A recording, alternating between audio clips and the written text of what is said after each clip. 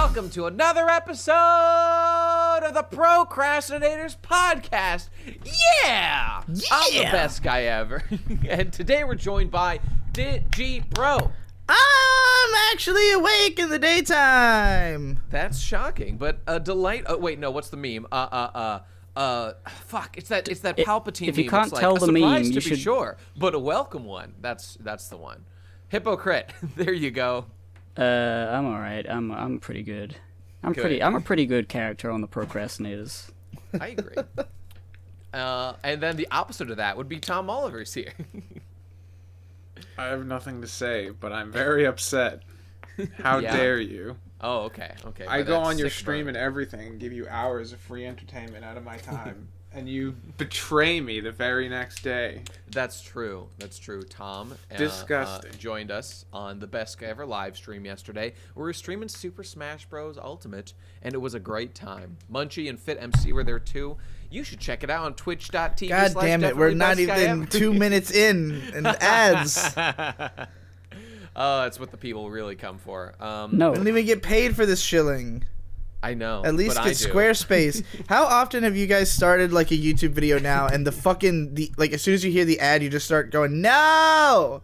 Yes, I usually, like, I go on recommended, and I'm like, oh, I mean, that sounds kind of interesting. Click, right. And it's like, so this video is sponsored by Squarespace. Gone. Like, Have you noticed? I would rather just not. It's the only videos always... that I get stuck with that on are things that YouTube recommends to me. VPNs are the big hot thing. When are we going to get a VPN ad deal?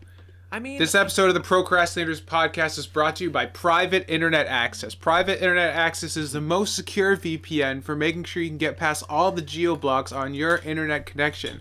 Watch lolly porn without being spied on by the government. Private Internet Access / the Procrastinators. I mean, that would be on brand, I think. It would absolutely be on brand.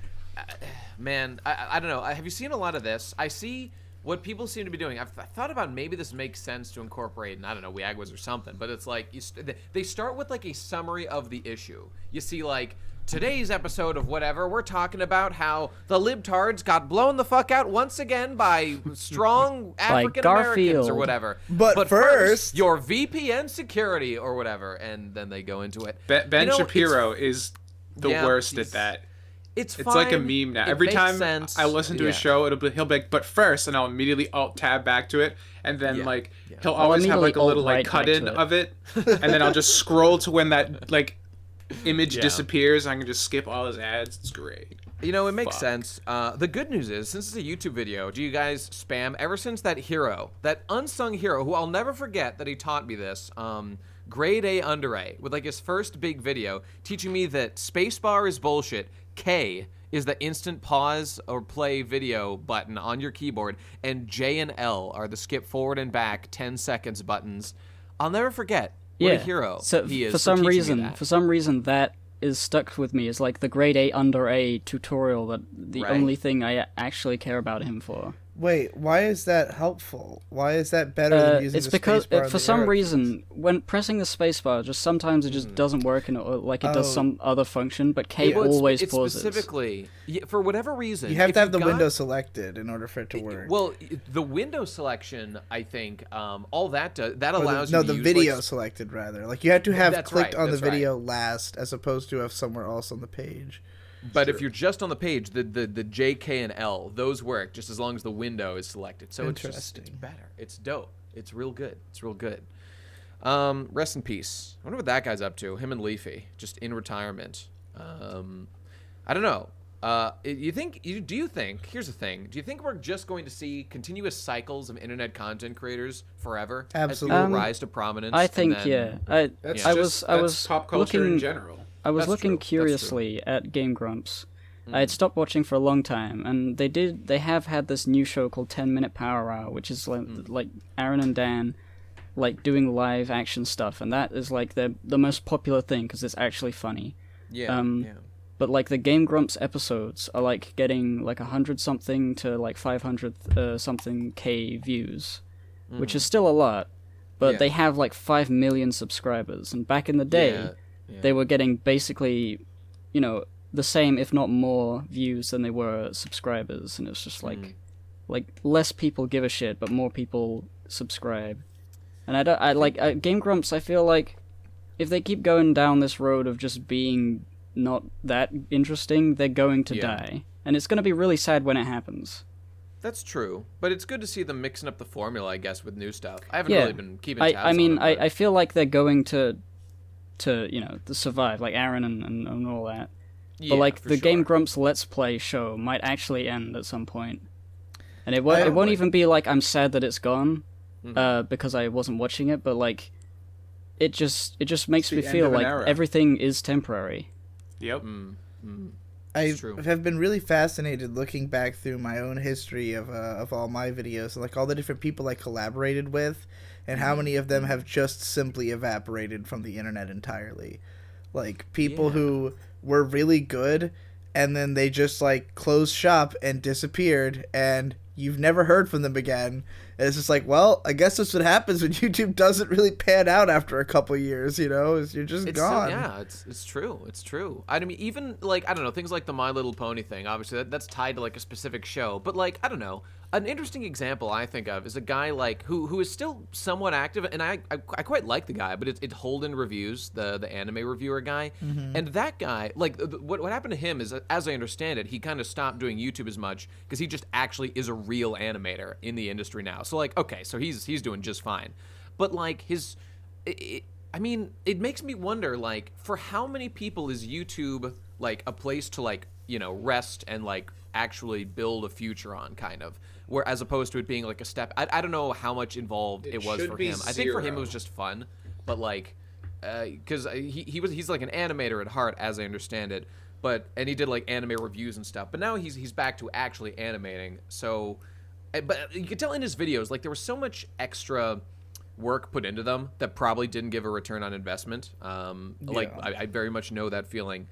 But, yeah, I mean, I wonder for how many people you can actually carve out a long-standing space that you can... I mean, I guess it depends if you're trying to make a living on it or not. That makes a big difference. I mean, yeah, the living on it...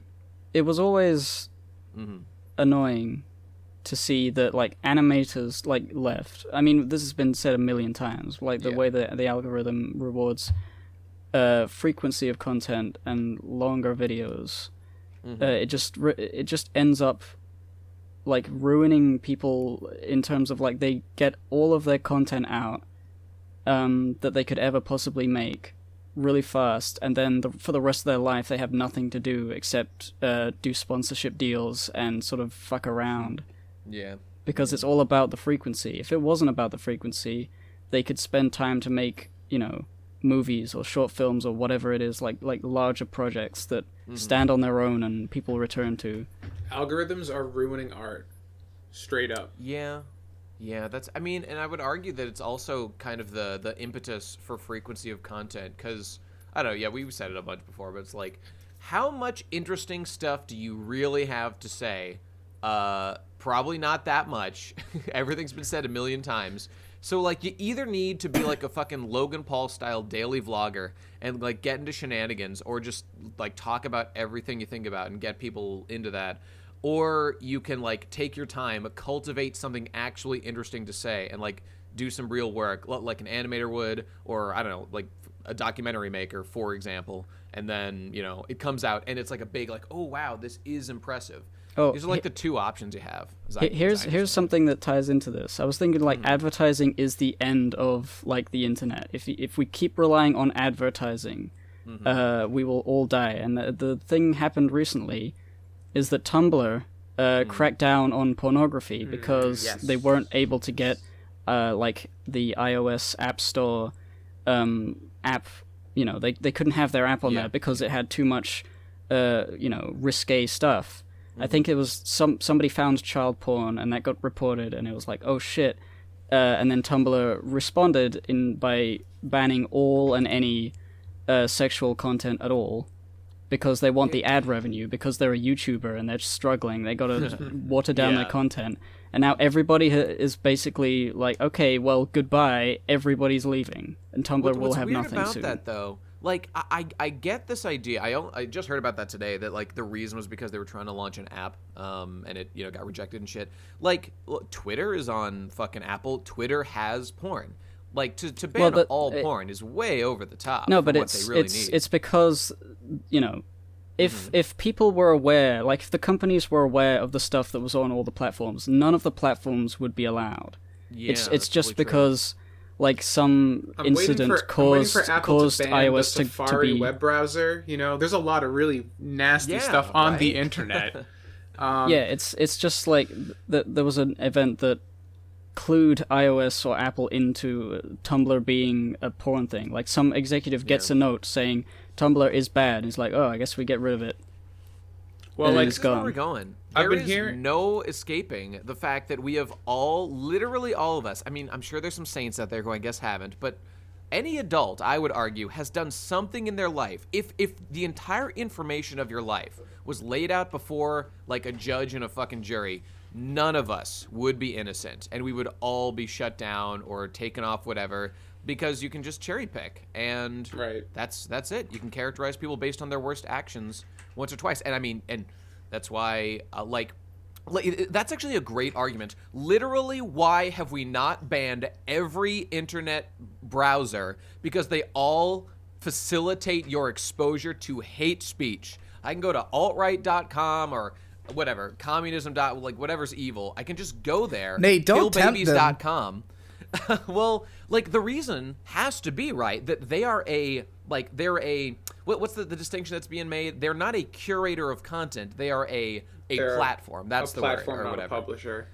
That's got to be the defense that allows this shit to work, right? Because how does any browser defend itself while allowing you to get to literally hateful places?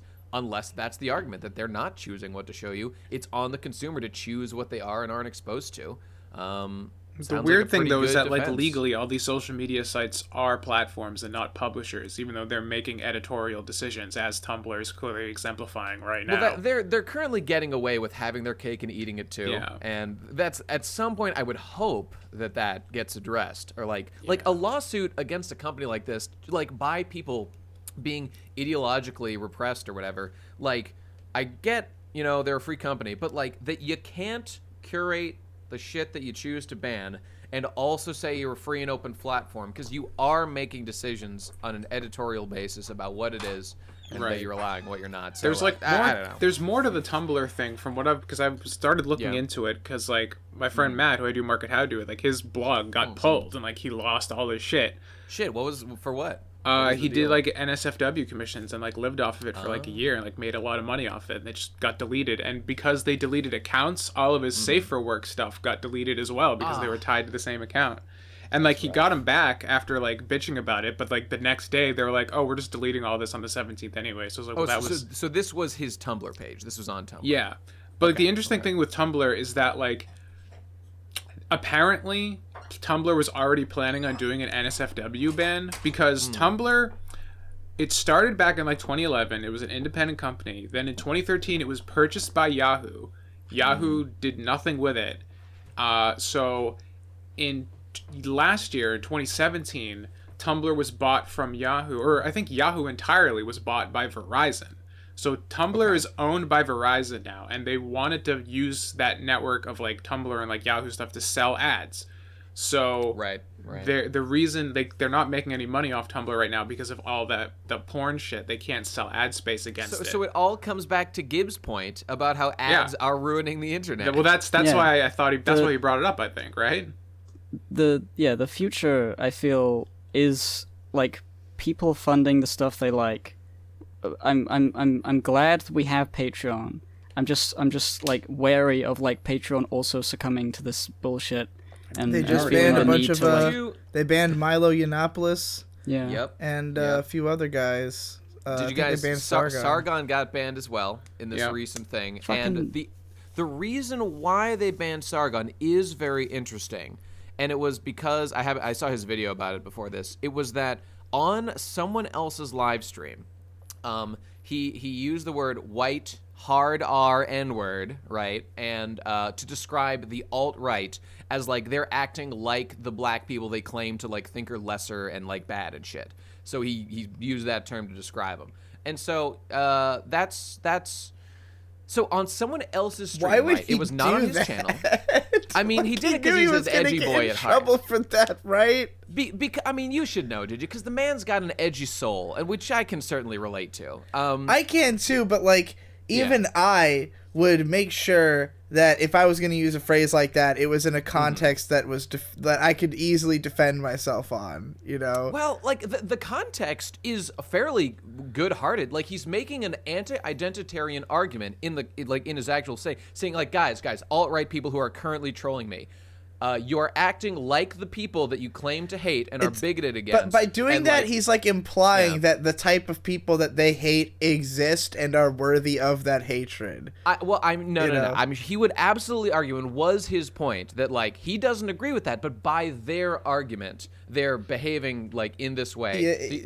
So not worth it. Not worth the joke. Okay, that's fair. Not worth getting yourself in trouble for. What's interesting about it is that Jack Conte, in his interview with Dave Rubin, specifically, this was like a year ago or something, a couple months, he specifically states about how they police the content that people host on Patreon, as well as their, I think it's manifest observable actions, like the shit you do in real life. Like Lauren Southern, when she got banned, that's because she got her boat to like interfere with migrants trying to get to Europe or whatever. So like, okay, that's something she did. Sargon, like, this is not a manifest observable. He didn't do anything. He used a word that, you know, they don't care for, which is okay, fair enough. But it was on someone else's stream, whereas the trust and safety people were the ones who actually banned Sargon because he had used this thing on someone else's stream. But Jack Conte made it super clear. They only police, as long as it's not manifest observable behavior, anything you say is your business elsewhere. They are only going to ban you on Patreon if it's content supported by Patreon. And this was somebody else's stream. This was unrelated. He didn't post this shit to Patreon. So I mean, basically, there's lies going on here. Well, it's not lies. It's just incompetence. It's just general incompetence. They say that they're going to do that, but if they get like, they probably would be like, I fucking hate Sargon, but we got nothing on him. Like there's some people who just, they have some general idea of what a certain type of person is on their platform, and they get a small opportunity to get rid of him, and they're like, oh, good. And even if it's not like malicious, it could just be somebody got informed, and it is, the same thing with like the executive getting a note saying Tumblr's bad, the executive of Patreon getting a note. This guy said a bad word. This is a bad thing. This guy's a bad guy. It's like, he's a bad guy. Click the bad guy button. Ban that bad guy. The word lie. I should not have done that because I feel like saying the word lie implies direct malicious intent, all that stuff, which I don't think was had. I think these are people in their bubbles, not communicating outside clearly, and then like having different views of the world. I mean, in this case, this does seem like an actual miscommunication between like the trust and safety people and Jack, because Jack said like you won't be judged this way unless you physically do something in the real world. Maybe they have an issue with like Sargon literally being a political entity now, or I don't know. I don't know what I don't trust anybody to say anything that is what they will do. Because it's never ever happened. I would be willing to say that they probably legitimately think that Sargon performed some kind of illegal hate speech with what he said. Like, they probably think that like what he did in real life was in fact like if they don't have necessarily even the full context into what he said, or if they do and they just think that even with context it comes across as hate speech, they might just see it as like, oh, like this guy crossed the line that we don't allow creators to cross. I don't know if they're supposed to have a line like that, though. Well, here's the fucked up thing. This means that we all can be banned from Patreon at any time. Yeah, like the groundwork has been set, because like we've all done basically the same thing that Sargon did. We've all hard-R'd on this podcast. I don't know if it's just the fact that he hard-R'd or like the implication behind his words. I would say that what we do probably is worse than that. If he's trying to like insult, like take down like a hateful ideology by giving an example of their own backwards thought, that's like, I think, a better moral ground than just saying the word just for fun. That's true. I mean, yeah. Like, okay, because actually there was some clarification on this. It was like, the issue is you can't use the word, I think was said, in an insulting way. So, okay. So, like, if you simply state in an academic way, like, blah, blah, blah, the N-word is used to insult people, blah, blah, blah, racial hatred, whatever. But, like, if you call someone that, like, you call a black person that, like, okay, now you're insulting people. But he's calling white people that. So it's like, I don't know. I feel different. I feel like they just didn't look at it very hard. I don't I can't imagine people looking at it very hard and thinking about anything. They just they heard the hard R. This is the bubble effect, because, like, you get exposed to one tiny bit of information, like, okay, he said the word, we got it on audio, you can hear it, like, boom, case closed, that's all we need, ship him down the line, it's over. It's really annoying how, like, robots and algorithms are terrible, but also real humans are just as bad. Terrible. We're all broken. We're all fucked up.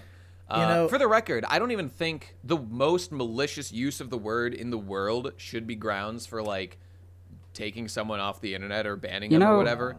I mean, I've been thinking about this. Like, I mean, this is stuff we probably already agree on. Yeah. And it's not, like, mind-blowing. But, like, I was just thinking, like, a much, much more racist thing to say is, like, we don't serve your kind here. And that doesn't have the hard R anywhere. That's true. It's just, like... We've literally just, I mean, we've talked about this, but, like, we give words so much fucking power, guys. It's really just like the people who are actually racist know that they're going to get in trouble, so they just imply it heavily, and they can't get in trouble because they use the right words. This is the thing that gets me about this. Okay, it's like, okay, like guys like PewDiePie, guys like Sargon, they've dropped that hard R, my dude. Okay, got it. Literally, what was the intent? Exactly what Tom just said. What was the intent here? Like, I mean, okay, PewDiePie slips up and says it. You know why? Look, I feel an empathy with PewDiePie on this.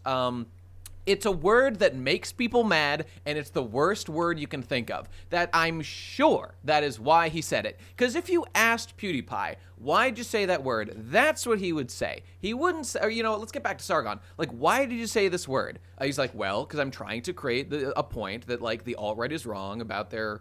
whatever racist stance, and so that's why I use the word. Like, you ask, okay, how do you feel about black people? And he's gonna be like, yeah, it's fine, it's cool, nothing to worry about. Their races are different, or there are different races. It's fine. I don't discriminate. Like, okay, you ask them the question, you get the answer, but no, we need to deduce the true nature of people because they're all going to lie to us. They're going to attempt to pull the wool over our eyes, right? We can't take people at their word. But if you just talk to them, they would tell you how they feel about this shit. But we gotta be the fucking Gestapo here. We gotta be the fucking moral police. What it really comes down to is not that, like, people are excessively moral, but, like, if Patreon was just, inclusive, and people who were racist could get a platform, it just depends on them finding racists to be paying them. Like, if there was no moral, jumping in, it was just, like, a neutral platform, then they would lose money over, like, PR disasters of, like, Patreon accepts Nazism. And then a competitor would come up and say, we're lovely on, we love people, and we're against hate speech. Patreon's not against hate speech, so come to us instead. And then that site would get all of the money, and then Patreon would have to be like, oh, shit. It's always a fucking money thing, and I don't like that. I think that it's a money thing, but I also think that it has to do with the fact that Patreon and, like, all these companies that are doing all these rules are from, like, Silicon Valley and, like, the same kind of area in California, and they're largely informed by the moral values of what is, like, normal there.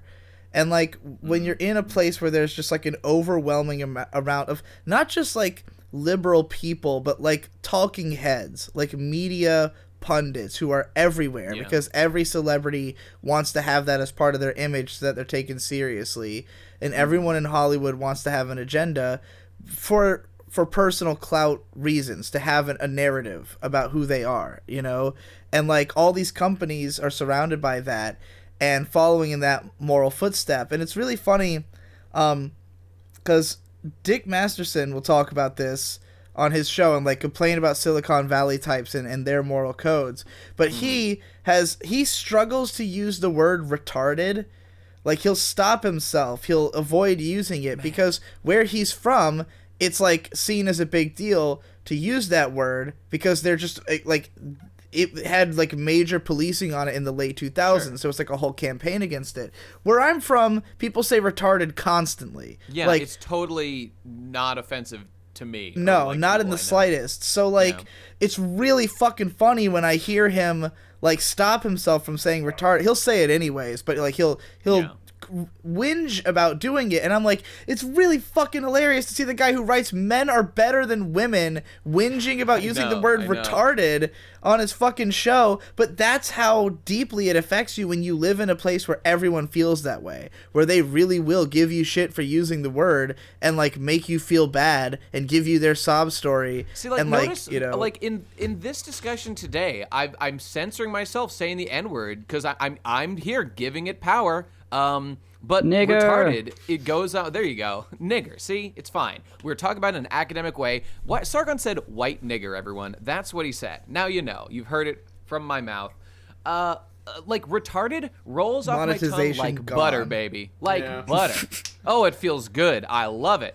And like, I mean, the word, okay, just, this is silly, whatever, we've talked about this, but like, the word idiot and moron literally defined clinical states of being for people of like mental disability or low IQ. It's just that nobody gives a shit anymore. Yeah. That's the only difference, that culturally we don't care. And guess what? I grew up in a culture where nobody fucking cared about saying the word retarded. So what, are you gonna oppress my culture with your culture out on the fucking West Coast or whatever? Why do you get the right to do that? You don't. Fuck you. And I'm not just going to say that people the most offended just win in every situation. Like, no, they get to just control those people who are in California and they're looking at it in that mindset, again, to them it's normal, but it's not just that it's normal for them. It's that the people around them are yelling at the rest of the country because of their perception of how those people are. That they perceive it as like, oh, everyone's being mean to retarded people and offending them. And it's like, no one even connects this phrase to like an actual... Like, nobody recognizes a retarded person when they see them, per se. We call things retarded when you, like, just a regular person does something stupid, you know? Yeah. Yep, it's culture shock. It's literally global the same culture way I use shock. the word gay. It doesn't mean anything. And I'm gonna keep saying, new fag, moral fag. It's interesting word. with gay, because like, gay has become a little bit more, like, fag is more acceptable than gay to me. It's probably true. Since I don't know, just where I was when gayness was like becoming, it was a thing in school. People would say, "Oh, you're gay," and then I was growing up and on the internet, people were gay, and I was like, "Oh, is it okay to be gay?" And then I realized it was, but it was just like, and now I can't say that because that's not very nice. But then, fag. I'd never heard of fag. We don't say fag in the UK, so I can say faggot all the time, every day. Do you still say fagged for cigarettes, or is that just an old school thing? It's a bit of an old school thing. Older gentlemen in the old Cockney London town would probably say fags for that. This whole thing reminds me of Majid Nawaz, the Islamic guy, basically anti extremist activist and shit. And he made the point that, like, when he was getting sued he sued the Southern Poverty Law Center, which is based in Alabama, bunch of white dudes. These guys decide what is acceptable and like what's hate speech, and then they let everybody know. They put you on a fucking list, as they did with him, basically putting a target on his back for extremists to come to. And like, these people are dictating what this Muslim man, these Christian guys, are dictating what this Muslim man is allowed to criticize about his religion and his culture, and they deem the fact that he has identified, this is not me making a judgment, this is his words, that like there's an extremist problem in Islam, like, and he wants to work on that and address it within, like, respectfully, as a Muslim himself, within the culture, and they call that hate speech. Well, there's a reason why he sued them for that and fucking won, and that they had to take it back and apologize. That's the stupidest thing I've ever heard. Yeah, and there's a bunch of fucking white Christian dudes policing what this fucking guy, who was deep in the shit, man, deep in the shit, went to fucking jail for like 10 years for being an extremist. Yeah, that's right. I might have been a little bit less than that, but it was a long fucking Well, time. I'm glad he fucking sued him. Yeah, damn right. And he fucking won. And I don't think they've learned anything, but I don't know. Hopefully the money will make him regret it. I think he won like $3 million or something. Damn. Oh, God. Man. Well, you know what, people? We get it, right? We're all on the same page here. And you know what? You don't have to fucking agree with me exactly, but at least represent, like, if you're going to debate me, just all I ask is that you actually address the points that I'm saying or anybody else is saying, right? When we talk past each other, it's a complete fucking waste of time. Yeah, please. Nothing gets done. I always want to remind anybody who listens to this show, I can't speak for you guys, but I don't listen to any fucking political shit on the internet. There's nobody who I follow who's like my political guiding light.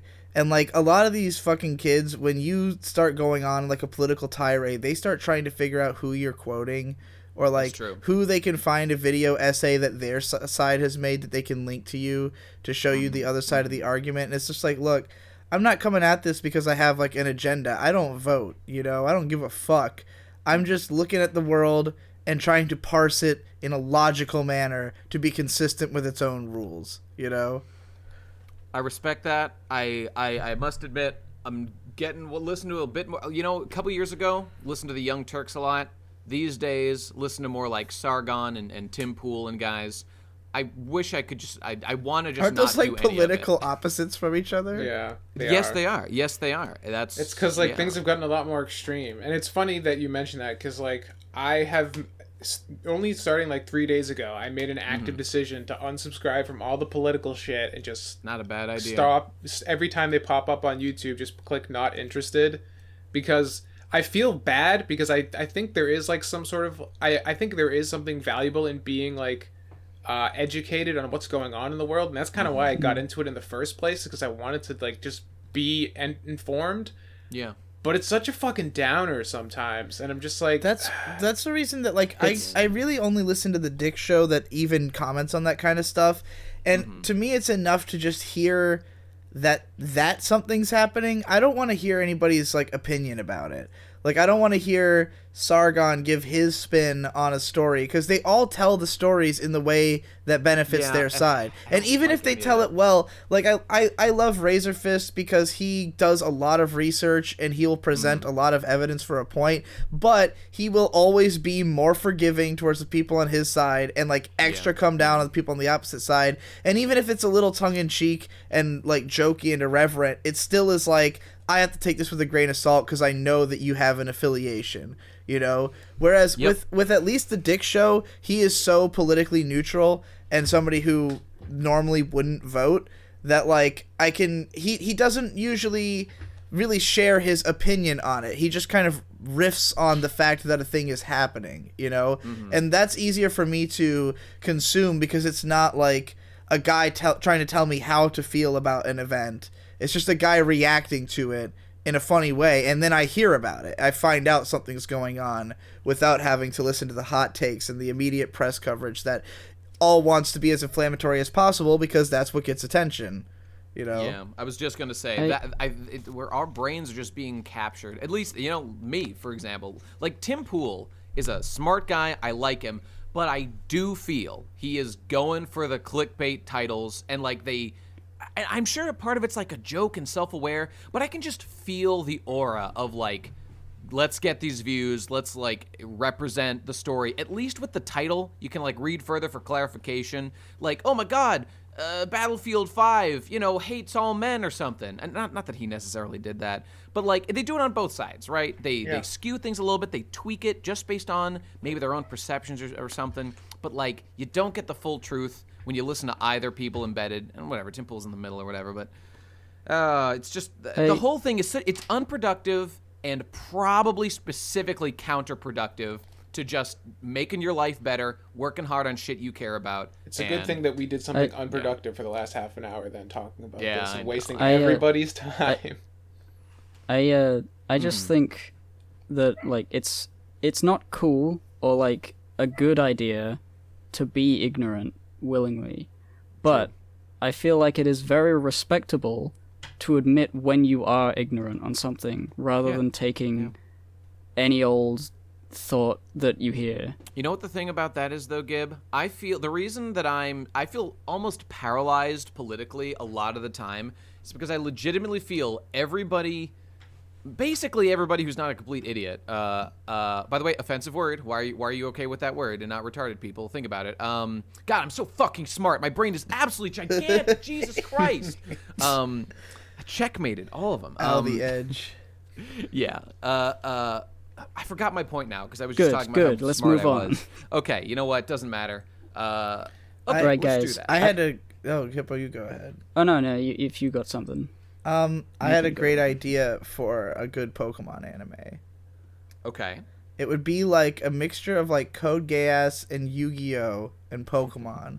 And the idea is that the main character is like a guy with like a big smile on his face, schemy, kind of like Sora from No Game No Life, and he's like, I'm going to become the champion through fucking tactics. And so through the show, you'll see him like he'll watch like a gym leader fight somebody else, and they'll pull out like, you'll see their spread and like what tactics they're using and why they're so hard to beat. And then he'll come in and he'll have like really obscure counter picks. So, like, every time he reveals his Pokemon, it's always like, oh, yeah, like, Muck happens to have an immunity to this thing. I was inspired for this because of False Swipe Gaming, the YouTube channel, who, have all of you heard of him? If not, I'm a big fan. For anyone in the audience who doesn't know, he does videos that are about how viable each Pokemon was throughout the generations in competitive play. And because of the fact that Pokemon's competitive play is split into categories where there's, like, the ubers, the underused, the overused, like, Pokemon can have, matchups that, like, even if it's not the best Pokemon, it could have a place in one of those categories of fighting. So, because of that, there's lots of really unique matchups that can happen in Pokemon where, like, specific guys can be used for specific tactics. And if you wrote an anime around that, it would make Pokemon seem really cool and deep and smart, and it would be really fun to watch, and the main character would be a badass, and you could get away with making it like it would feel kind of edgy without having to actually be edgy. Like, it would be completely family friendly, but older, like, if you made it look cool enough, older kids would also be into it, That just kind of sounds like the earlier generations, and which, the nerds like, would love it. Weren't kind of afraid of, like, being a little bit edgy with, like, Mewtwo's origin and shit, as opposed to now where it's kitty baby fuck time. I don't think it's kitty baby fuck time now, but like the movies later had like a fucking war in one of them.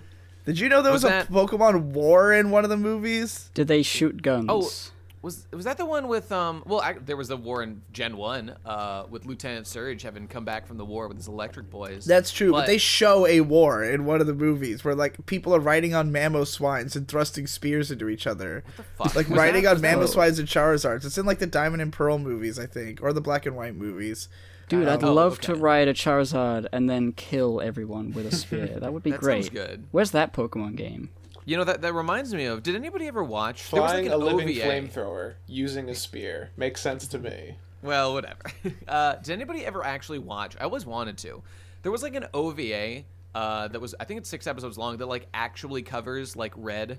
Actually Pokemon challenging Origins. the Elite Four and shit. They were dope. Is that good? It's pretty sick. Like, that sound... Like, so there's the show... The show, in general, is kitty baby fuck time. But this OVA is, like... technically more true to the games in that the character is actually making progress and, like, defeating gyms left, right, and center and being a badass. I think the final episode is the final champion fight against Blue and all that. And dope. It's, like, actually hardcore, legit. There's, like, an infamous scene in that when he fights, like, something for the first time, and I think he had Charmander. His Charmander just gets, like, bitten, and it just screams in pain for, like, 30 seconds, and you're just like, oh... Damn. This is what we've been playing for years. See, this is a little too real. That's a little different, animal though, abuse is a thing. Like, they went the route of making it like, whoa, it's like a little, like, spooky because it's, like, violent, dude. Like, they're actually in pain. But, like, I want to go more the route of, like, the main character is, like, really deeply strategic. Because, like, we'd frame it like Yu-Gi-Oh! Where you're just going to explain what the thing does anyway. So it's going to be like they fucking... But, like, if you know the game well enough, then you can see the things coming. coming. You could see everything falling into place, and you'd be excited.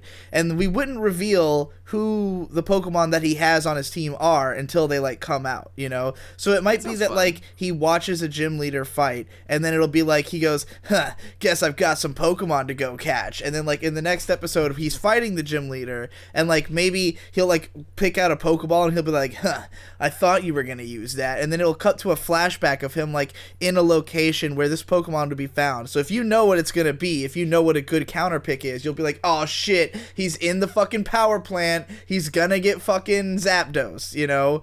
And then we get like a clip of him catching Zapdos, and like it'll be interspersed with footage of him summoning it for the battle. So then it's like showing both the hard challenge he had of catching it as well as the challenge of using it to overcome the boss, you know. And then like you can match cut like the ball boop boop boop boop boo against like the final attack, fucking draining the last hit points off of the fucking boss, you know.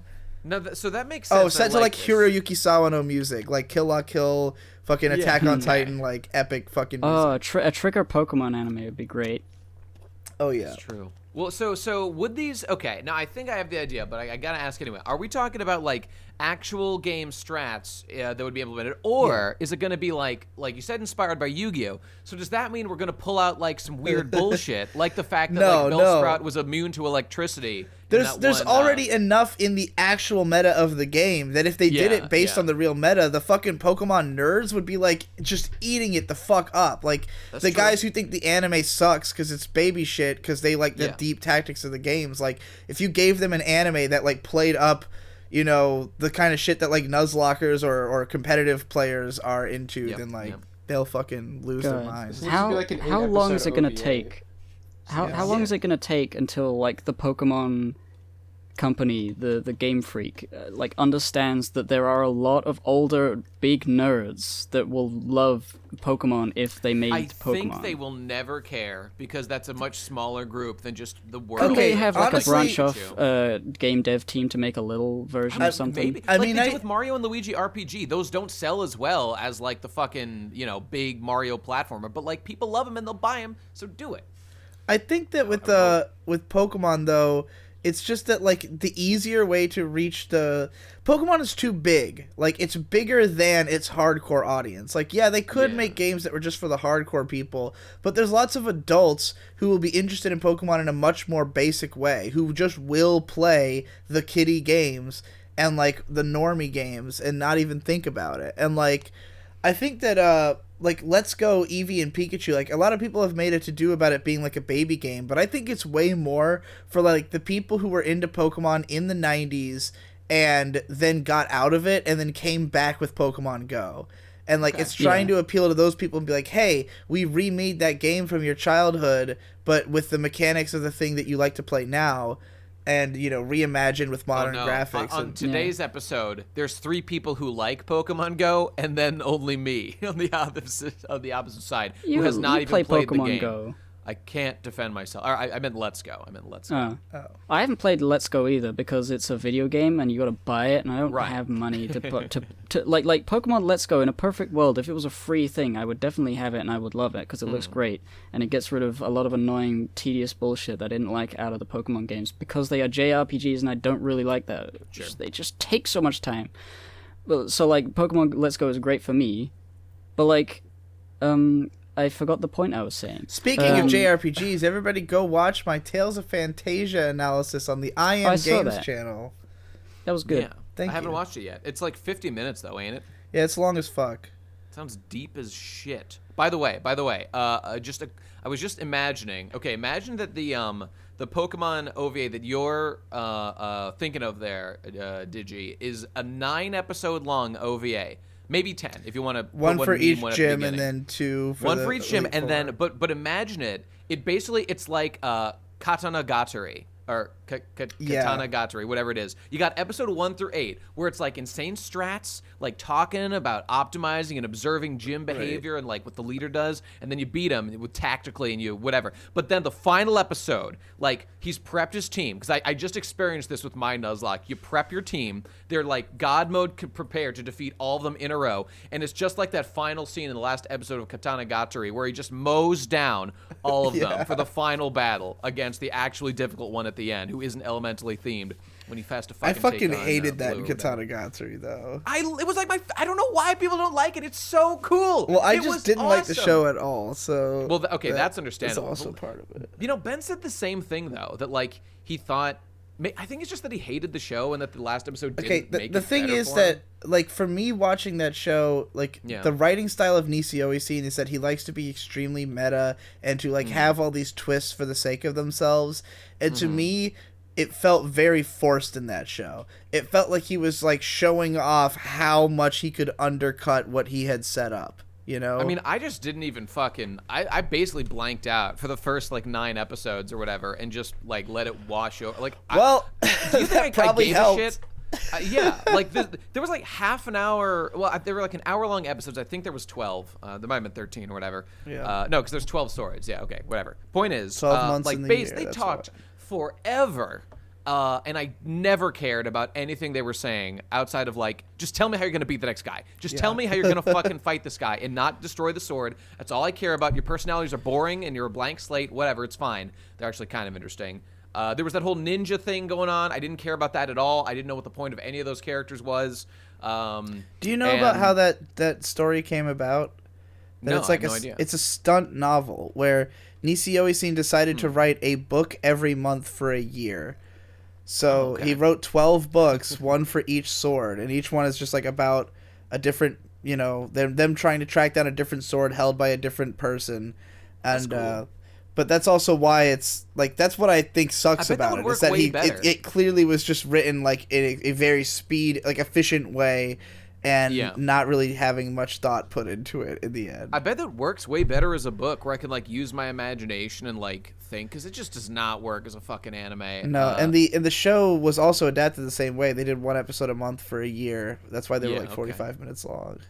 And then but the last episode I felt was fucking dope. There was some weird things, weird characters. I don't know. This has been your PCP anime review for once. We actually did it. Get out of here, plebe and the weeb. All right. I have an artist's tale. A little story. A couple days ago, I woke up at 7 a.m. with like a severe headache. And it was like a red hot poker. The tip of a red hot poker was like in the center of my skull, and I couldn't get at it, and it really hurt. Shit. And it incapacitated me for the whole day, and I was just like drinking water and trying to get better and feeling like shit and dying. And I couldn't work on any of the things that I was working on up to that point.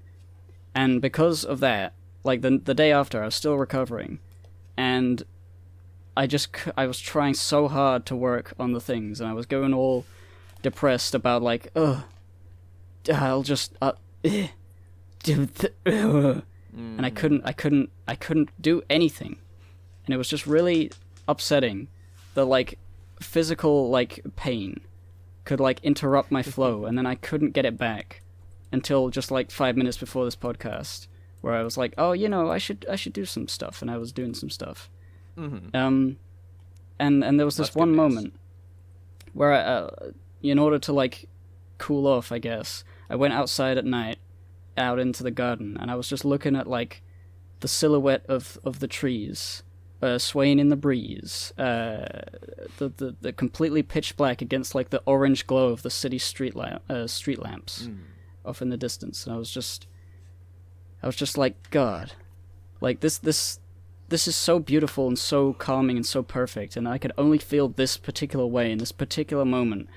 In the having all this pain and like slightly getting over it with this cold breeze, and looking at this really nice like this calming image, and I just really wanted to be able to like replicate that in art in some way and show people how cool this feeling I'm having is. And I was so annoyed because I suck at drawing and writing and everything, and I was like, I can't make this. I can't paint a picture. I can't make a video game that feels like this. Should have made a song. God damn.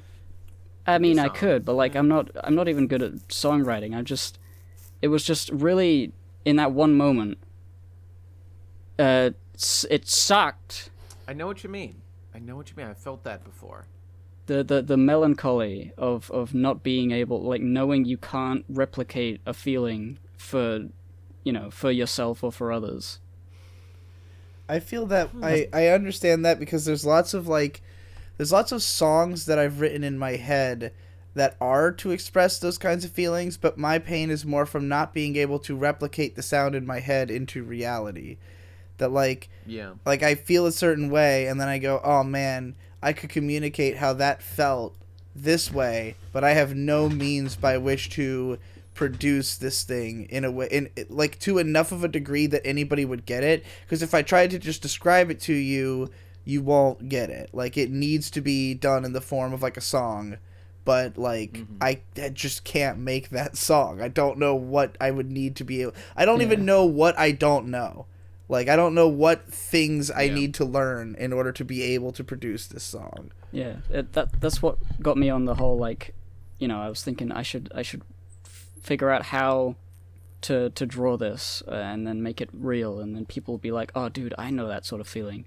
But it didn't work, and that was why I was getting more depressed upon, realizing that my skill level sucks, and I would need to work. But it's so hard to work when I'm in so much pain, and I can't do anything, and I just ended up playing Dark Souls 3, which is pretty good. At least that this story has a happy ending. Yeah. By the way, unrelated but kind of cool is Dark Souls 3. I usually spend like video game time, especially Dark Souls, just listening to podcasts. But since I'd cut out so many podcasts except Hello Internet, I didn't really have anything to listen to while I was playing, and so I just had the game audio, and I blasted it out the speakers. It was really loud, but it was like really immersive, because obviously, but like that, yeah. Imagine having the game audio be playing when the game's playing, and it feels like it's a totally different experience. And I really like it, and I would recommend people listen to that Foley. That Foley's really good. And it's really scary when it's at max volume when you stab a guy and it's like... I can see it now. Gibbs just playing Dark Souls 3, having a grand old time, all the pain leaving him. And then he gets like a calm point as he's like traversing through the land. He looks over and like the sun's setting. There are these silhouettes of trees perfectly captured. He's like, God damn it! They can do it, but I can't! I can't do it. That... Dude, it's exactly the sort of feeling. I was thinking, like, if I could make a Miyazaki movie, there would definitely be a moment where it would see the silhouettes of the trees and the city, and this exact feeling would happen to me as a viewer. But dang it, I can't do that. That's a lot of work. Yeah, it sure is. Fucking Miyazaki's, what the fuck? Yeah, why is the world gay? I heard he's coming out of retirement. Anybody else hear about this? He's doing a CG movie. A CG movie. Yeah, okay. His first ever completely CG movie. Gay. First is ever. What that stands for.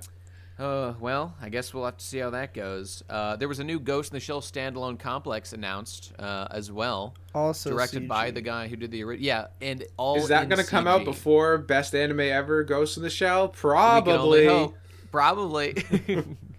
Maybe not. That was the joke all along. That announcement was for this new version of Ghost in the Shell, and that's why it isn't out yet. You were just waiting for it actually to be released. Actually, it's a collaboration between me and Mr. Ghost in the Shell himself. To the Lord of Ghosts. It is Best Anime Ever is Ghost in the Shell next season of Standalone Complex. It's been a long time coming, and please enjoy and pay my rent. Hey, Digi. Yes. You said a while ago, or not that long ago really, that you were talking about like Endless War, the Rowdy Focus Cop Killers Discord video game as an ARG. Yeah. And although Munchie and Ben are not here, I would like to know what you meant by that. Well, the game kind of takes place in an alternate version of reality because everybody's playing like a character version of themselves. It's almost like a role-playing game. Like, it's kind of an MMORPG, but like, because it's set literally in an alternate reality, like because it goes outside of the game board. Like, they hold conventions for it and shit, where like, the characters are still alive in as much as in everyone's heads. So it's kind of like they're in a shared alternate reality to an extent. And like, definitely what got me thinking about it was that I was just on the I Am Games Twitch channel, and we host everybody else, so there just happened to be a Slime Fest going on or something, and they were like listening to what I assume was a Slime Times like audio recording. Like the in-game newspaper made by a fan has graduated to the level of being a radio program that they play during live streams. And I was like, this is an alternate reality at this point. I wasn't sure when you said ARG initially, but like, yeah, that is very much, it is very much a role-playing like character server, because even though people are like normal, they generally keep up some sort of appearance. It makes sense for it to go that way. Being completely insane. Because like Munchie used to be big into like roleplay threads on like /MLP and shit. Like he used to do a lot of those character games, so I think that's probably like part of the inspiration behind it. Yeah. Yeah, it's true. I like characters and shit. I recently made some characters. The image of my Discord icon is Redman, one of the new rowdies. and his character is that he is a very philosophical guy, but he's also like a big hulking blood beast that drinks blood and needs blood, and he's always looking for blood. But he's just kind of a nice guy, and he's kind of chill. Yeah, okay. And he thinks a lot about video game analysis. He has a video game analysis channel, and he made a video about Pokemon Let's Go. Can I watch this? Is there a link to this? Yeah, I can link it to you. Shit. That reminds Put it in the me show of notes. Put it in the show notes, people. In the story that I was working on a couple months ago that I was gonna make on a DAT browser. There was one guy who is basically inside of this universe I created. There's a guy who's an AR programmer, and he's like, if you wear AR glasses and walk around this town, you can see like an overlay that he's created across the entire city. So like everywhere you go, there's like holographic shit that you can see if you've got like glasses on. However, he's a huge fan of Knuckles the Echidna. So everything in town is themed around Knuckles the Echidna. And I made a Knuckles fan site that I built myself out of HTML on a DAT site. Nice. So I would link to it, but like I'd have to have it open for it to exist, which is why that we haven't been talking about DAT as much lately. Okay. Hey, by the way, listen to the description of this YouTube channel for Red Man. It reads, "Hi, I'm a rowdy fucker. I will get blood. Game reviews are my passion." That's the full description. Yeah. Oh, that's really I went to extra lengths, and I subscribed to like as many blood-related YouTube channels as I could. Jesus Christ. That's fucking hilarious. I will get blood. Oh my god, featured channels. NHS Give Blood is a featured channel. God damn. Well, what about Gun Girl? Where's her, Gun Girl is on the killer side, and she's a Fortnite school shooter. She played Fortnite and killed her parents because she loved Fortnite so much, and she thought guns were cool. And so she has a gun, and she just goes around killing. Okay. And that is Gun Girl. That sounds good. I kind of want to like make more of these characters, but I kind of just like that they exist. And they're in the server, and they can talk to people. Yeah. God, Red Man. Please click on the link in the show notes, people. Check this shit out. I will give blood. Game reviews. Yeah, he's all. It's really good. Yeah, this is great. I gotta click on this fucking video, and it's 18 minutes long. Oh my god. His face is huge and slowly getting wider as the video goes on. Is there like any 5 minutes game analysis? There is like 5 minutes. He's just singing for like 5 minutes, and then he starts talking about Pokemon Let's Go. Oh no, it's recorded like it's got like a Munchie level of effects on his voice. Yeah, it does. Okay, this is good shit. This is where we need to be headed in the future. This is where things are going. Yeah, so like role playing as strange characters is very much the core of Endless War, and it's more fun to do stuff like that than it is really to play the game. Haha. That is literally true, in my humble opinion. I thought that was like the point. It's like the game is just a framework for this bizarre. Well, there are some people. Story. I mean, for a while, at the beginning of season 2, I was pretty dedicated and was leading the boards. I wasn't first place or anything, but I was doing quite well actually playing the game. But I've just, I thought you were first place at some point. It was like the most slimy. I might have been. I can't remember offhand, but there's just people, man, who've, not to insult them, but they got a lot more time than I do to play Rowdy Fuckers Cop Killers, and God bless them for their dedication, but I just can't keep up. I can't do it. It's cool though. It's cool shit. Hey, so Smash Bros is out. That's exciting. That's pretty cool. Check out the streams. Yeah. They've all got them. But what I wanted to all right, I'm so annoyed. Yeah. I'm not that annoyed. It's fine. It's understandable. But like, I'm in a number of Discords, and then there are groups of friends, and there's always a call going on, and it's like, okay, I'll jump in the call, see what people are talking about. They're all just in voice chat, playing Smash with each other, and I'm like, well, I can't really listen to this because they're not talking. They're just going, oh, fuck you. Like every single Discord call I could possibly be in is a Smash call, and I'm just like, including this one. I've been playing Smash the entire time. Getting the kill. Got him. There you go. That's what it sounds like. Yeah. Is that what your streams sound like? That was exactly. Getting the kill.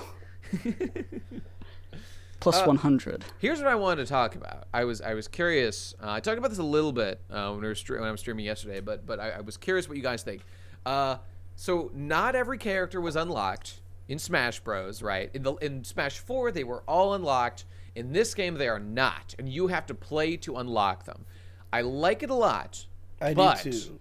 It took a long time, and I feel that's going to annoy some. You know what? I don't even know why I'm bringing. I literally like that you have to do that. But yeah, you seem like the sort of person who would like that. I do. Other people who are angry about it? I love it when other people are angry about things that I did better than them at. That's literally true. But what I was annoyed at was that, like, after I had unlocked all the characters, and I know Tom said something about this yesterday, that he got, like, a notification, but after, like, I fought Crom and I lost, right? After I, like, did the whatever to unlock Crom, like, tucked off in a secret menu. Okay, I kept trying to, like, do the running thing and then, like, do the 1v1 stock match, whatever, to unlock Crom and, like, Ridley, who I both lost to. This is, like, 10 characters that's happened with, because I'm shit at the game. But like, I kept doing it for like 2 extra hours. I was watching Star Trek or something, and I'm like, well, that's weird. Why am I not getting any of the characters popping up again? Turns out you have to go to the fucking settings menu, and in that menu, there's like a little thing that's like, do a rematch against the characters. And so I fight Crom. Guess what? I lose again, all right? Because I'm shit at the game, but fuck it. It doesn't matter. And then I had to, like, wait like half an hour in real time. I tried restarting it. You don't get to fight him again. You have to wait real time for him to reappear in the submenu to fight him again. And I'm just saying, I don't think the game did a good enough job of showing me what I had to do to unlock this character, and it pissed me off, and that's why I'm mad. That's such a weird Nintendo Smash thing to do. To take the conceit that was kind of cool and just run so far with it that it goes around to being weird and baffling. And I like the idea of having to unlock all the characters, because when I was younger, that used to be what I saw as like your goal in a fighting game. It's like, yeah, there's a bunch of open slots. I want to fill those. That's the if you're somebody who only plays a fighting game for like a week after it comes out, you know, like a regular video game, then that's pretty much what you do. And with Smash on Melee, like, I had the strategy guide. There were a lot of guys that took a lot of effort to get, because it was either you had to do something really difficult or you had to play a certain number of hours or a certain number of matches. And, like, to get everybody, you'd have to play like 1,000 rounds in order to get the hardest to get character. So, you know, hearing that you had to unlock everybody in the new game is really cool, although I also heard it was, like, really easy. But then, in order to mitigate it being too easy, they put in, like, a weird mechanic that makes it like, oh, well, now I'm just waiting around and I can't do anything to expedite making this happen. I can't just get better and beat the challenge that I was stuck on. I just have to wait. You know? Yeah, I mean, you can play through World of Light to get them, but, like, that's like a 40-hour gauntlet, basically, from what I understand, to get everybody there. Maybe it's a little faster than that if you know what you're doing, but I certainly didn't. I don't know. You know what? I'm not that upset about it, frankly. I just thought it was weird that it was, like, tucked off in this side menu to unlock them, and it was very strange. But, you know, I literally like and am glad that some people are getting fucked, and they don't know how to unlock, and they're confused and scared I like this. I like this. That people are traumatized. But because like remember Mortal Kombat back in the day or whatever, where like you got fucking I don't know Sub-Zero and what's the fire guy? You know, the fire Sub-Zero. Scorpion. Bowser. Scorpion. Yes, thank you. The Not fire Bowser. guy. I'm sorry, but like then you got like well, I think just Scorpion was unlocked to begin with. Like you have to like figure out how to unlock Sub-Zero, and then it's like oh my god, I think there's like a green one too. What the fuck? And then you unlock fucking Reptile. And then there's like a gray one too who I can't remember, like Smoke. Fog or something. Smoke. Yeah, Fog? Smoke. Really? Fog, whatever. Okay, I'm sorry. Nate. It's like, Jesus Christ, there's a gray one? I can unlock this guy? What the fuck do I need to do?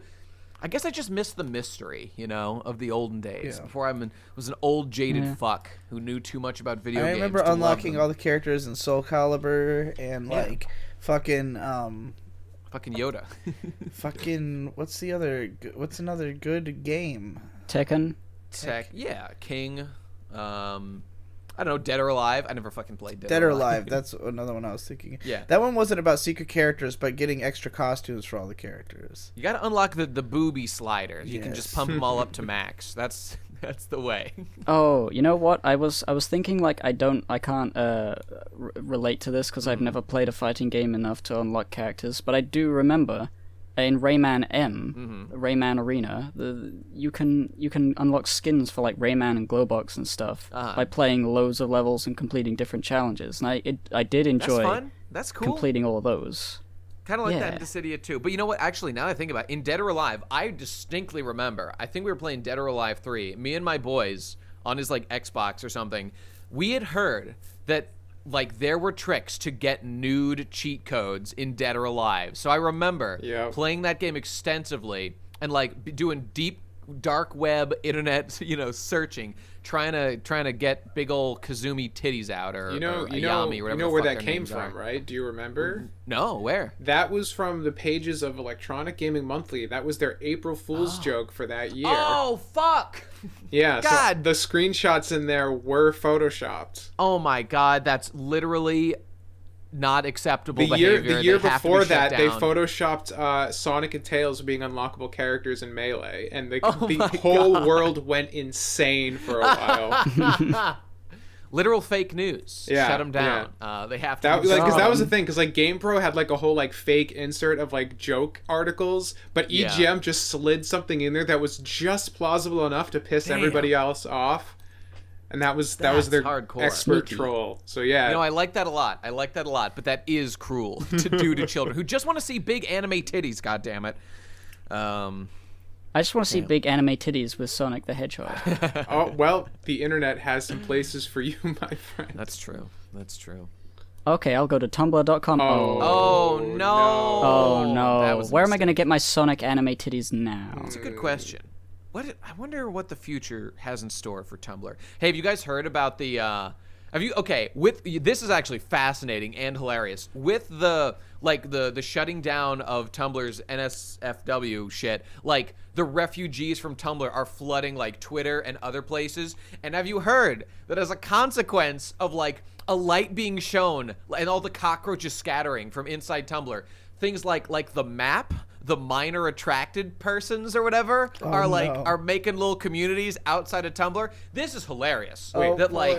The degeneracy is being exposed and it's like becoming The fuck is a I don't know. minor attracted person? Wasn't that what fucking Clegg called himself? I think so, yeah. I think so. Oh my God. Gib, this like a minor attracted person, aka literally just a pedophile, like who advocate. Okay. I mean, they say, you know, like there's They're trying to rebrand.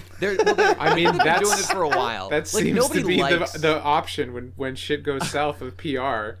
That's true. You know, It's kind of funny that we're even playing along with it. I mean, we call it because like if they call themselves the map community, then it's like, I guess that's what they're called. But I mean, it literally is just a word that means the same thing for as pedophile. And there's a thing for it's like no contact maps, you know, and like okay, good, that's good. But like man, this is just like the fact that like this was just going on. I wouldn't on trust Tumblr. somebody who says, "Oh yeah, I'm a no contact rapist." Okay, I believe you. Yeah, Not good. too far. You can Not stay. too You can far. stay at my house. I don't know, man. This is like there's these little pockets where like I mean for example, there's like when 4chaners like leave 4chan and like go act the same way they do on 4chan elsewhere, you know, there's slapback. There's like, well, you can't behave that way here, sir. We don't do things that way. And it's like, okay, fair enough, but it's just so funny to me that all this degeneracy going on there when it's brought other places, suddenly there's a spotlight on it, and Yeah. it was just going along. Are these people confused and surprised that they're getting backlash because of they've stayed on Tumblr for so long? This is the fascinating thing. Shoe on Head made a video about it, and I've heard about it for a while. But like, there's a legit attempt being made by these individuals to hitch their wagon to the LGBTQ plus wagon because like it is true. I guess it's fair to say, and I do feel for people. They didn't choose to be born a map, I guess. So okay, that's fair, I guess. But there remains a distinction here, I think, between, you know, the ability to consent and not the ability to consent. Like, if you're a necrophile, for example, like, I frankly think that's not such a terrible thing to be. It's obviously not really a great lifestyle, but like, in no way are you really a threat to anyone in terms of like unless you rape a fact, body, I guess. At some point you've just got to realize that like sex is not actually that important to one's lifestyle. Like if maps like whatever pedophiles they can't help being attracted to younger people. I can imagine that is true. Sucks. Yeah. But like you just have to go without. Yeah. There's no way around it. You just can't do it. So you know what? This is the thing. Like, okay, I kind of get the argument that, like, hey, like, stop, like, I don't know, what, bullying us, being mean to us because, like, we didn't choose this. So, like, I get the connection there. And I am not trying to conflate this with any, you know, like, sexuality or whatever, like, being gay or whatever. That's obviously a different thing. But it's, like, I legitimately feel bad for people like this. And they don't get to choose it. And it kind of makes sense that there could be people saying like, hey, man, we didn't choose to be this way. We don't deserve to be hurt. We haven't hurt anybody. Like, I get it, but...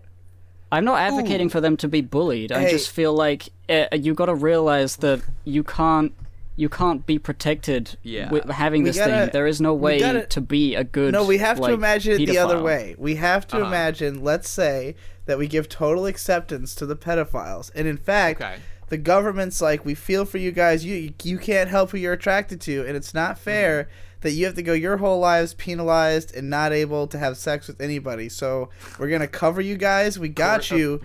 Government mandated lollies. So you just round up a bunch of like orphan girls who've got what the fuck. And the government will just be like, well, these girls were going to die in the streets anyways. Well, so we'll just give them to the pedophiles. Demonetized before, we are now. Oh, this is justice, ladies and gentlemen. No. I got it. 3D printed silicone lollies. Okay, that way nobody gets hurt, and it's very funny. That's good. They can't. Did you hear about? You're just fucking a doll. But I mean, good. I guess. I mean, you could already do that. You could already just go and get a real doll that looks like a little girl. They have those. You know, well, I just like some people. Where can I find these things? Just Do we Google have an affiliate real link? dolls. I hear those are like being banned in places. They are. And I don't know. Like I get the idea. Dude, okay, no, real dumb. talk. That's really dumb to ban those. I was looking at real doll websites before because I wanted to know what all the different types are and shit, and like what even because they're fucking fascinating. I agree. And the ones that are like smaller, they refer to them as travel size. Okay. But they're like, well, like on the plane, you just get them out. No, they're like, oh, this one like can be taken with you because it's only like 3.5 feet tall. So it just it's a 3.5 foot tall facsimile of a human girl. Ergo, it looks like a little, like it looks like a child. You know, you know what would be interesting? An interesting experiment, though. If someone could do a study of this, it's like, okay, you just take like the same like Dakimakura style or like doll thing or whatever. Like the design is the same, and you have one that's like, I don't know, 5'5", and one that's like I don't know, like 4 feet or whatever, like child size. Like the design is the same. There are no differences. It is simply the size, and like one's labeled travel size, one's just labeled normal. Like, would people have an issue with that? I assume they would. When in actuality, there's nothing is really being implied or anything with that, you know? It's just a difference of size. It's just like getting to own a physical version of when you imagine your girlfriend what she looked like when she was like 14 while you're having sex with her, you know? Well, I mean, I could understand people having an objection to that, I suppose, but yeah, I mean, I've talked about this before. It's like, I remember when I was 12 and I was way into Nina Mori from Fooly Cooly, and like, what am I going to pretend that I like don't have really, a memory for that? I'm thinking about this. Like, I'm thinking that if you made a doll of like a like that looked just like a real little girl, it would probably be seen as like hyper illegal and not okay. But if you made a doll that looked like a younger version of a woman who is of age now, would that be illegal or questionable to people? I mean, their parents would probably be fucking weirded out. Let's say it's like your everybody would be weirded out. Whatever. Everybody on Earth would be weirded out by this. By the fact that you've done this. The question is, where's the line? I'm very. I'm just. No. I mean, the line is and always should be at real people. Right, well, like, real people matter. It doesn't matter. This is a person who was real at some point. I mean, and now they're dead. Like, I mean, I get the through line that like, okay, this person's attracted to like the facsimile of an actual child. Doesn't matter that they're older now; they used to be, and like that's what, like I get the connection there. I mean, I'm not even asking if it's right or wrong. I'm just asking like, like if you made a doll of a real little girl, it would definitely be not okay, like legally, you know? Well, sure. But if it was like of a girl who is of age, and you were doing a doll of like what she looked like at a younger age, I don't think that makes a difference. I think people would still be upset. I think that they're equatable. Yeah. It all depends on like people finding out. If they find out that you have a sex doll, they're raised eyebrows already. That's true. And then the fact that it's young is like, oh well, it's okay. It's of his wife as a girl. Like nobody's gonna say that. But like, okay, what about this other thing though? That's like in Australia or wherever. Whatever. So somewhere this is true that like if you have like women who have a petite build, they are not allowed to do porn even if they're fucking 35. Yeah, because they just like too. So now we've got that thrown in. So that's pretty weird. So now I guess it's just about the appearance and nothing else. It's weird, guys. I don't know what's going on. Yeah, you got it. There you go. Shall we move on to voicemails? Please, please, God save me. Okay, let's do it. Let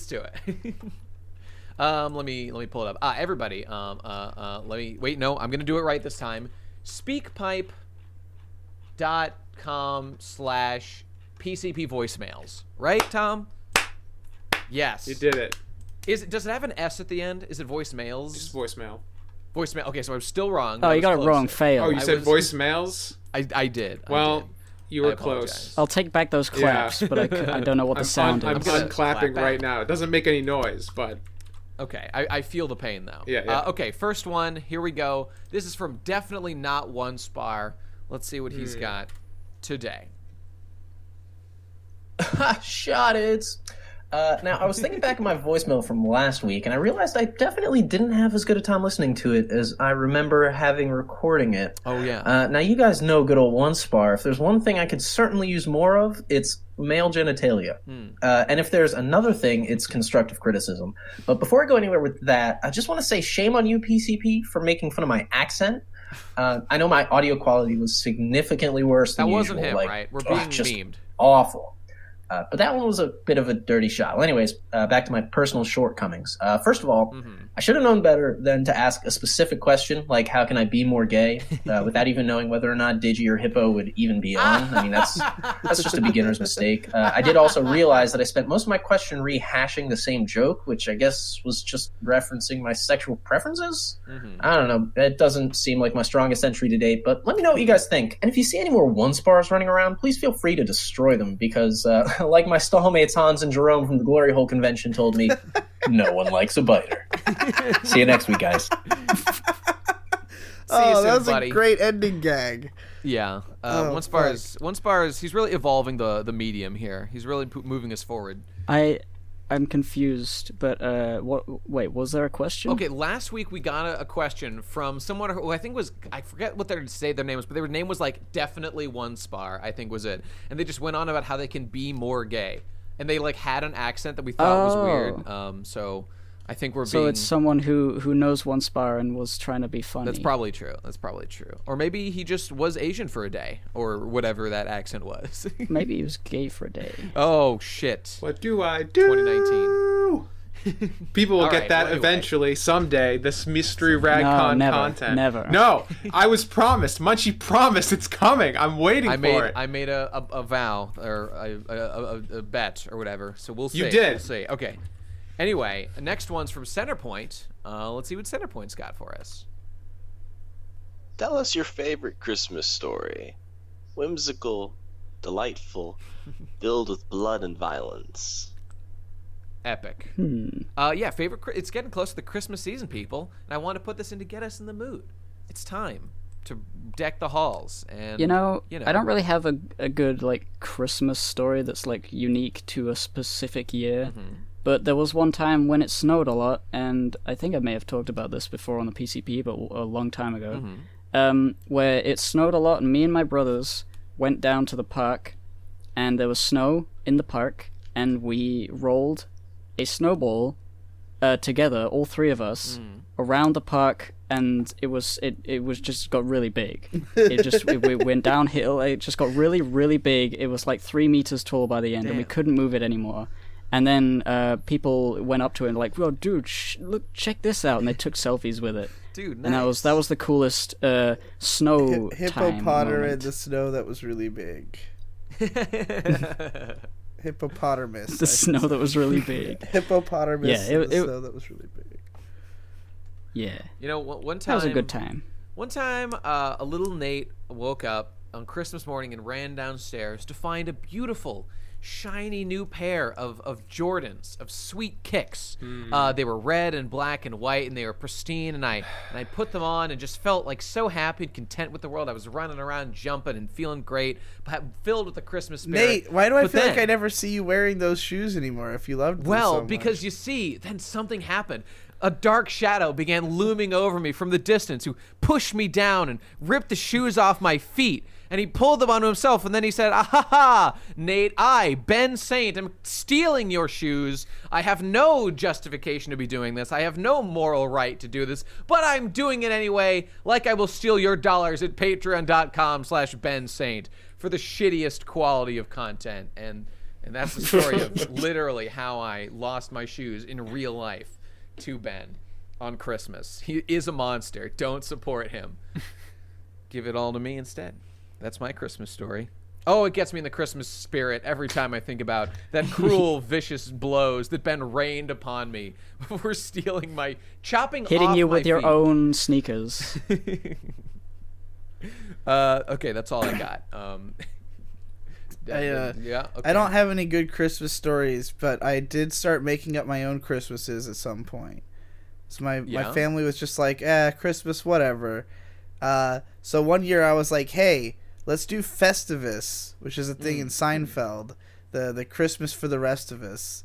And it's just you do a bunch of silly shit. You have like a pole instead of a Christmas tree, and you eat lasagna, and you have an airing of grievances, and you have to wrestle the head of the family. It's a fun time. And then like the next year I started making up my own holidays.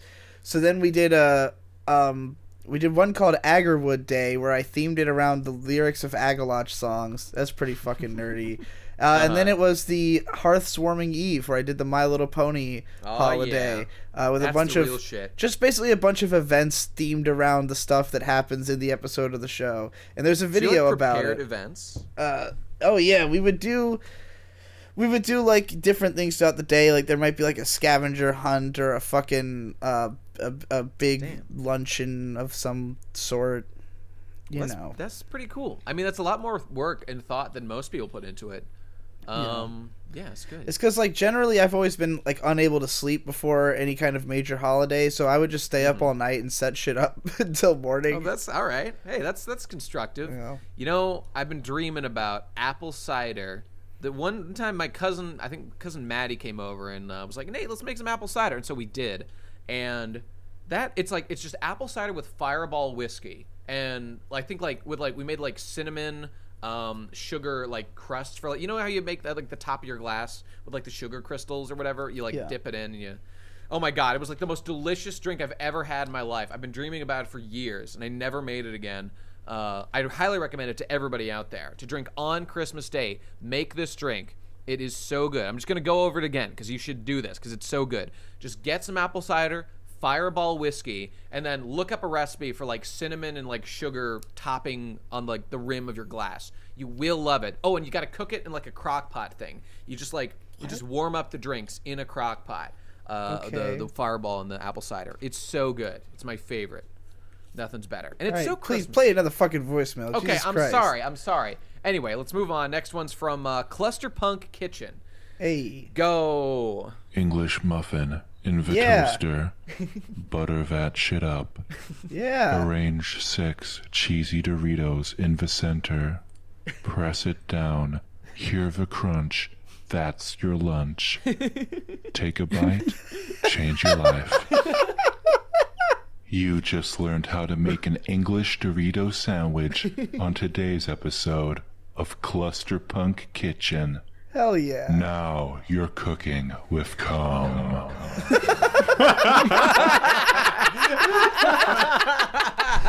What the fuck? That was amazing. Thank you. Clusterpunk Kitchen. Damn. I gonna can't try wait for that. next week's episode. Speaking of cooking recipes and shit, damn. Finally that sounds some good. quality programming to replace Poor Boy Eats. I've been waiting forever. Oh, yeah. Oh, Poor Boy Eats was legendary, though. I want another episode one of these days. Radcon 4, maybe? We'll see. This voicemail gives me, like, ideas of, like, having... You know how, like, in... just stealing that idea and making that a show we do live action. Well, no, like having people do ad breaks, but for the PCP, like how you did in how they marketed. Yeah, that'd be great. Cool idea. Okay, next one's from Mr. Upload. Let's hear what he's got. I got a question for Nate. What is your favorite Stanley Kubrick movie? Because I know you mentioned in other episodes 2001 Space Odyssey and The Shining. And so Eyes Wide Shut. I'm pretty curious. Yep, Eyes Wide Shut. This is just my chance to gush about Kubrick because I love him so much. This is okay, such that's fine. He's normal question. I'm like kind of confused. I know, it's weird, right? My favorite Kubrick movie is probably The Shining, but I absolutely love Dr. Strangelove is a masterpiece. Everyone should watch it. Eyes Wide Shut is a masterpiece. Everyone should watch it. As is The Shining. What's the other one? The first half, I was just watching a ton of Full Metal Jacket. The second half is good, but the first half is better. And there's other stuff, but I forget. But he's just the best. Everything he's made is gold. Highly recommended across the board. Okay, that's it. I'm looking at the list. Yeah. And I think the only one I've actually watched all the way through is Full Metal Jacket. The other ones were just on TV, and I was like, oh, what's this? My dude, do yourself a favor and watch The Shining. It is the best movie. It is the spookiest movie. God, it's so good. Everything. Kubrick is just, he is that guy. He is that bitch. He went there. He's not afraid to go there. Okay, let's go on to the next one here. This is from Moon Jew. From Moon Jew. Big friend of the show. Let's see what he has to say. Big. All right, Nate. Bud, this one is for you. All right, yeah. I'm recording this the day after Smash came out at midnight, and I am so fucking hyped, and I cannot explain to you just how badly your ass is going to get beaten your next stream. I swear to God, my K. Rool will fucking demolish you. No matter what character you play, I will fucking destroy you. So get your lube ready, because I'm ready to fuck you in the ass. Who's that? Is that was is Moon this Jew. yet another Moon Smash stream ad for Nate? Maybe a little bit. I just put that in there to in case I didn't say it before, which I don't think I did. I feel public service announcement. I made a bunch of Smash videos. I'm a huge fan. The thing is, though, actually shit. So I feel like I've misled people a little bit into thinking that fighting me would like be interesting or challenging or fun. I mean, in any way. put up a good fight against Nate. Tom beat me every time except once. Yeah, and it was on a gimmicky bullshit stage. So yeah, that's true. It's strange because like I don't feel that hype about Smash because of how bad I am at it. Yeah, okay, I'm divorced from that. Interesting. I was talking about this on the stream. Is that like I don't like Smash at all. I find the mechanics are good. I don't like the controls. I don't like the lack of flow. But then I played Little Mac, who's all about just heavy single hits, and I'm like, this character makes sense for the controls. So I almost kind of like Smash now, just because of Little Mac.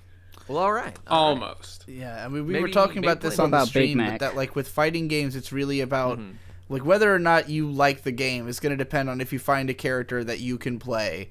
Yeah. You know, like that's the reason I never have gotten too into Street Fighter. Is like the only character I'm okay with is Cammy, and all I really do is like spam the same couple of attacks. I don't know how to like play her on like a technical level.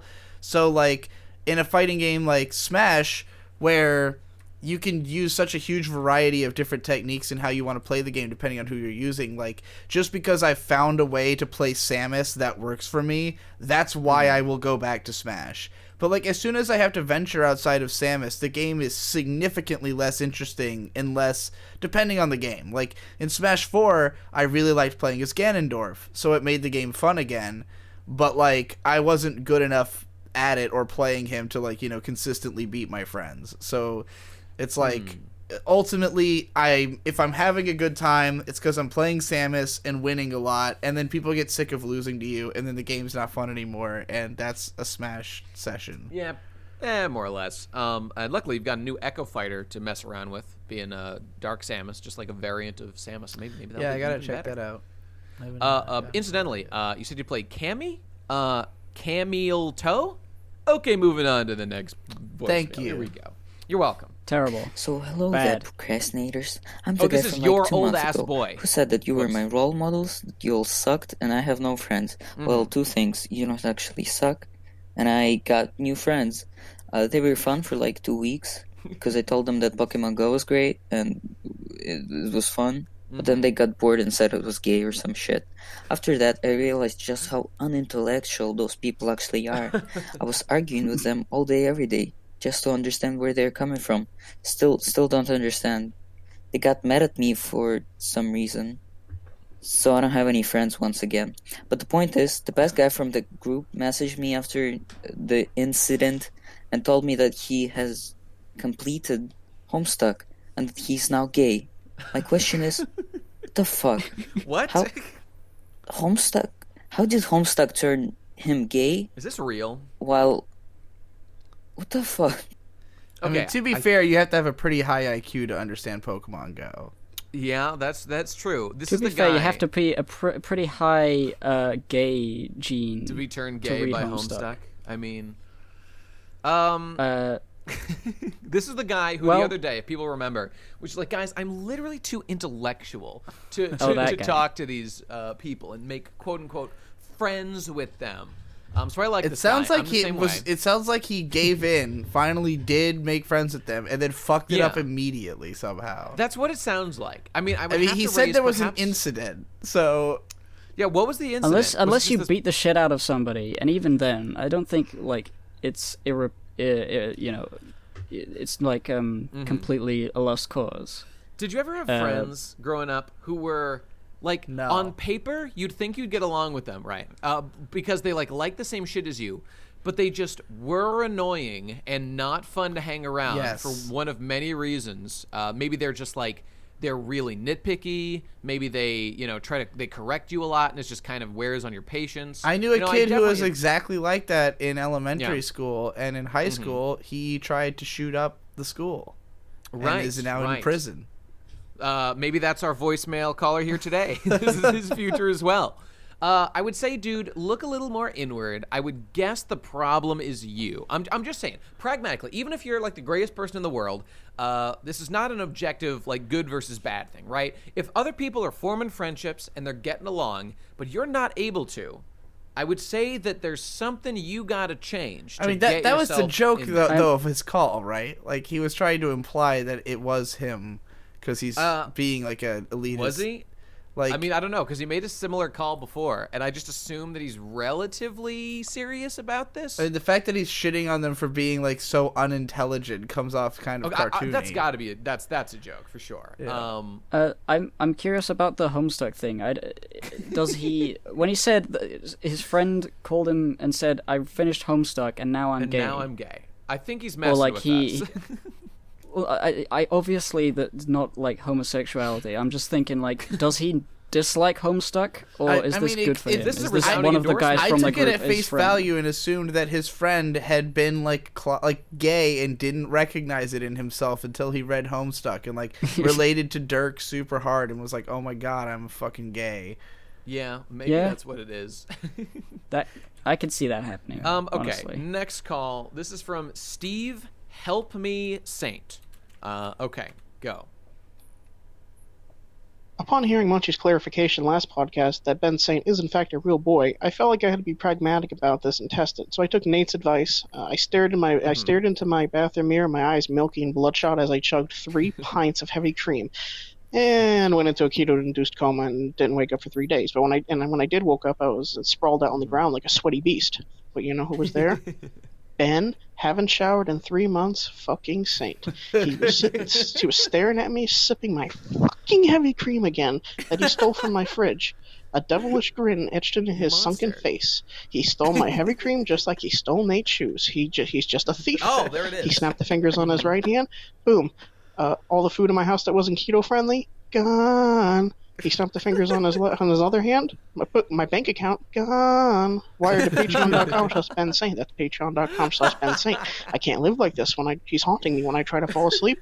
All I can hear in the background in the distance, is a can of Monster Zero popping open. Every time I try to fall asleep, I hear that. I don't know what to do. I really like Ben Saint, but I can't live with him haunting me. Munchie, anyone? Can you give me a keto exorcism? Can someone help me? Also, I really like that Jess has been on the podcast again recently because I really like him, and he's like best boy. Thanks.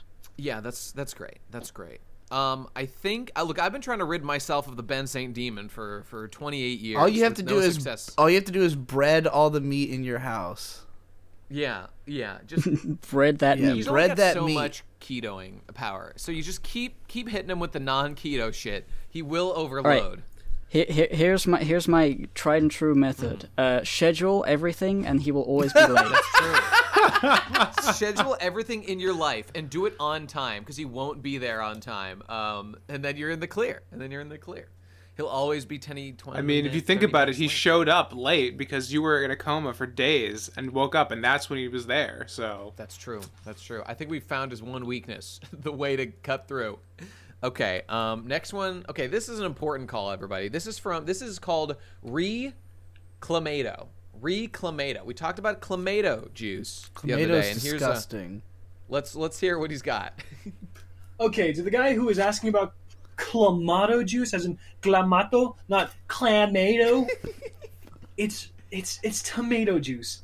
It's not. There's no clam in it. Well, shit. Oh, my white person, what are you doing?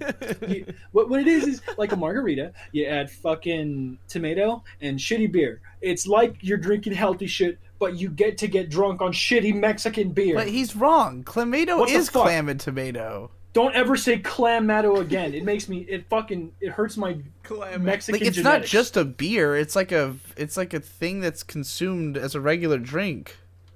Is that okay? Maybe there's like different varieties or something. I thought it was like a clam tornado. Okay, Clamato is a commercial drink made of reconstituted tomato juice concentrate and sugar, which is flavored with spices and clam broth. Okay. So it's called Clamato because it has clam in it. This guy has no idea what he's fucking talking about. This guy's a little off base. Sounds like the facts aren't on your side. So you don't listen to a white people about a Mexican drink. Obviously, this guy is Mexican, though, so I guess he's got some... Is he? All right. Yeah. I'm confused as to why this is being advertised as a drink and not a soup. It is a drink. It comes in a can. Soup can come in a can. It's fucking disgusting. It's really gross. It tastes like drinking tomato juice mixed with clam. I like the idea of like a clam and tomato soup, but like it sounds good. A drink, like a refreshing drink. Like I wouldn't call it refreshing. It's odd. So I want to. So it's like he was doing he was putting a little panache on that, putting a little spice on it, called Clamato juice, right? Yeah. So that's I mean, the right way to pronounce it. It is. They do make beers that are like Clamato beers. I had one on fucking the beer Alcohol on Sundays show I did, and it was fucking disgusting. I had to like spit it out. I couldn't drink it. All right, well, shit. Alcohol on Sundays, as well as some other ones of those series, are just great names. I really like unironically enjoy Alcohol on Sundays as a name. I got that from a skit that's in AMV Hell 3, where Shinji is on the phone. It's like the clip of Shinji on the phone in episode 1 of Eva. On the payphone, and like this guy's running through all these like options of what he can click on like the buttons. So it's like, if you're out of alcohol on Sundays, press 5. If you need a hoe for the evening, press 6. If you woke up with a hangover and a pair of sweaty balls on your forehead, press 7.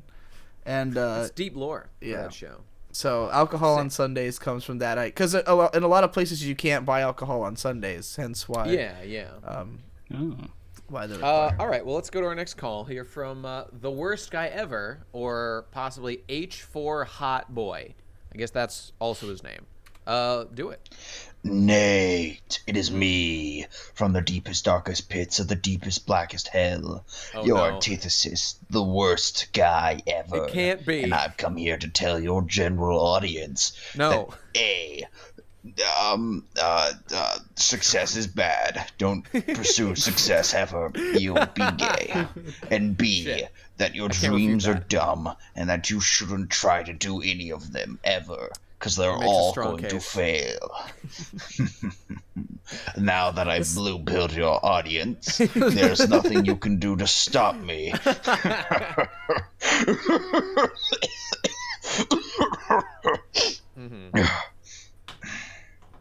Oh yeah, Munchie's gay. Which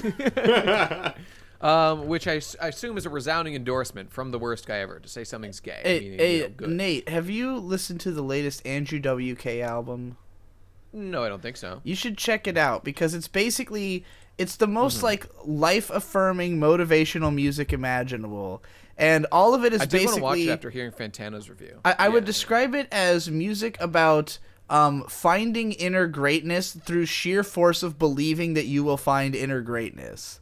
Okay, that sounds up my alley. Just believing in yourself so hard that you just do everything because you just believe that you can do anything. What's the name of that album? I don't remember. The single's called "Music Is Worth Living For."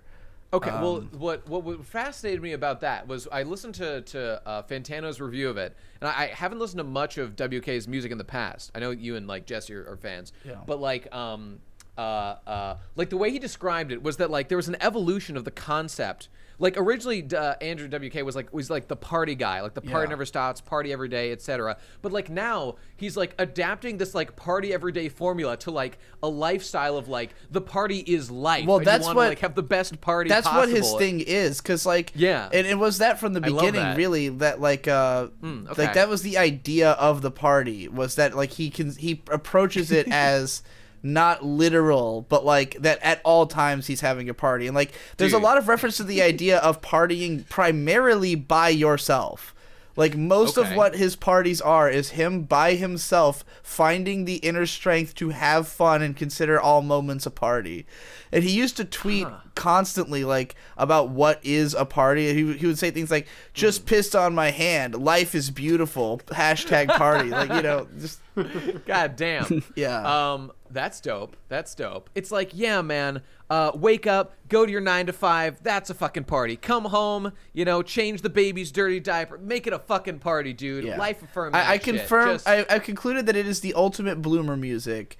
And it really sounds like one rung away from being Christian rock.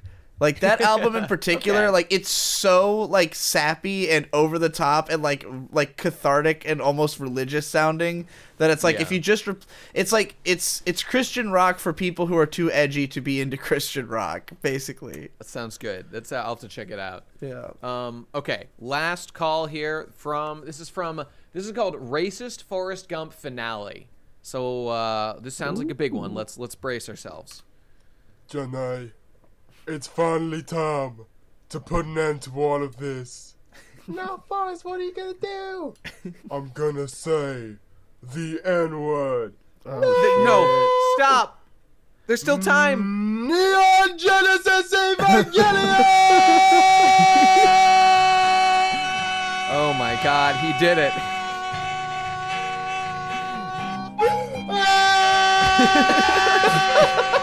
Still going. Nice. Forrest, that's 3 words. Shut the fuck up! Jenny, blown the fuck out. God damn. Oh shit. Thank you very much for joining me on Racist Forrest Gump. I'd like to thank the Pro Crastinators podcast for hosting this. I'd like to thank Netflix for sponsoring this episode. And last of all, thank you to the Academy. Thank you to God. Thank you to Jesus. Thank you to the Hideakiano. And thank you to all of you. You've been a wonderful audience. It's been an honor. It's time to do nigga.